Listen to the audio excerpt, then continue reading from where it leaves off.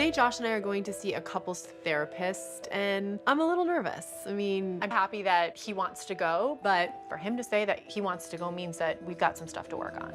This is our biggest issue. It's just communication. If this is our biggest issue, then we don't have a big issue.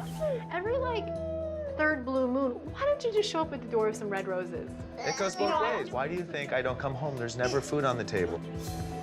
I think we're kind of off the rails a little, and we need to get back on track. Hi. Hi, how are you? Kristen, nice to meet you. That's Nice right. to This meet is you. Dr. Fuller. How are you? yeah. Nice to meet She got our gig. She found out this is a law office, and we're working on it and I was posting like, up. this looks like a law. Did you have something to tell me? Come on back this way. Yeah. Have a seat there.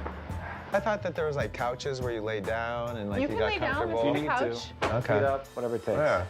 First, tell me, what are sort of the current problems or challenges for you that create friction? Can I go first?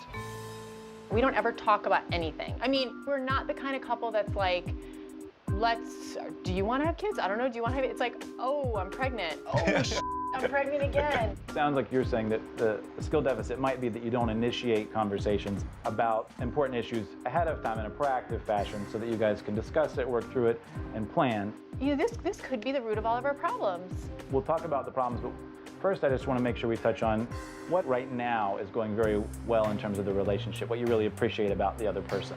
She always puts the kids first in front of everything. And what about for you? He's like a really great provider. You feel Yeah. safe. When's the last time, Josh, you recall having just the two of you out for a leisurely or romantic night? It's 2 weeks ago. How was it? It was nice. Okay, you had an interesting look on your face, and I'm curious as to what you were thinking and feeling. This is really bad, but I actually have a picture on my phone of, oh, you know what it is? A picture of me on my phone as you're walking up. Then I sat down at the table, and then he had his foot up on a fire hydrant, and he was finishing his call. Here's my big issue, if you want to go on to my thing. She doesn't know what it's like to run a business and to be pulled in a lot of different directions and to bear that responsibility. Let me ask you to do one thing. Can you say that again, except instead of saying what she hasn't had, you say what you have and describe what it's like? I started a business 5 years ago. Okay. I've had to raise money. It's been a hand-to-mouth thing. I've got a lot of different moving pieces that I'm dealing with on a day-to-day basis that she just isn't aware of. Okay. So when I'm on a call, I'm not on a personal call chit-chatting with a friend in LA. It's always business-related. And she's quick to needle me on why I just can't dismiss certain things. And I think Kristen has a tendency to spend a lot of time and energy and anxiety around really small things that at the end of the day aren't that meaningful. To you. To me. To you. To me. It's those small things that gets her so anxiety-ridden that creates a larger explosion. Because part of it is, I just can't understand how you could spend so much energy on such a small, minute detail. I get he has to work. I get it's stressful. I get all of that. But what he has to get is that he's married with a family, and we need to eventually come first. Can you give me a sense of what you heard? He's not acknowledging my presence and how important this date night is.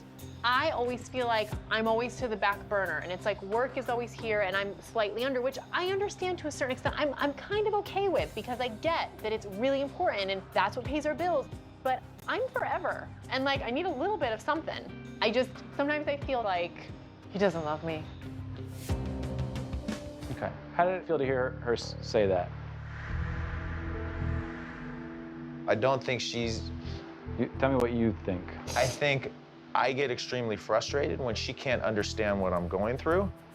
When you are saying that to me, I cry because it makes me sad. I want you to know that I really appreciate all you do for us. You're amazing, and you're amazing at what you do, and you're really talented, and I appreciate it all, and I want you to know that. I don't want you ever to think me needling you is it's not supporting you and your company. I think I've done really, really, really well at supporting you and your company. I mean, At the same time, though, when it comes to this date night, when he's on the phone, it sounds like you kind of have two goals. One is you want to be really supportive, and at the same time, you seem to be feeling something else that competes with that when he's on the phone on a date night. if I express how I feel to him, Yeah. he gets very aggressive and very angry because I don't understand. So what would be reasonable for you to expect from yourself and from him in terms of the phone on a date night? It's communication. I love you so much, I have to take this phone call, and I know it really upsets you, so I'm gonna buy you a really expensive handbag. to make up for it. Does that work okay? It works fine if he agrees to it ahead of time. We'll agree to the first part. I love you very much, but I need to take this phone call.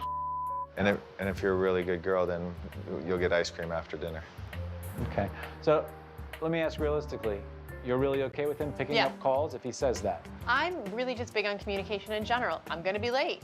I've got to take this important phone call. I feel like isn't that like the core of everything, communication? Communication deficits do cause lots and lots of problems.